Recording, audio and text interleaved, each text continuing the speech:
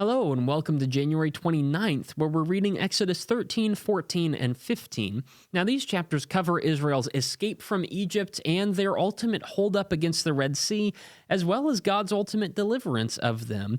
But unfortunately, we do see the first hints of their faithlessness that's going to come into full view in chapter 16 and really through the rest of the Old and New Testaments both. So we'll get into those a little bit later, but that's beginning in this section, unfortunately enough.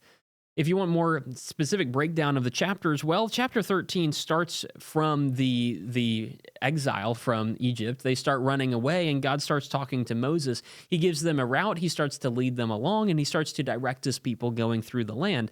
Unfortunately, in chapter 14, we do see Pharaoh change his mind, and Pharaoh decides that he let a lot of slaves go for no real reason. And so he goes out and decides to chase after Israel. He gives chase to Israel, backs him up all the way against the Red Sea, but God splits the Red Sea and allows Israel to go through while collapsing it back on the Egyptians that try and follow them, ridding Egypt of a lot of military power that it had, and also freeing his people from the ultimate recapture, as it were.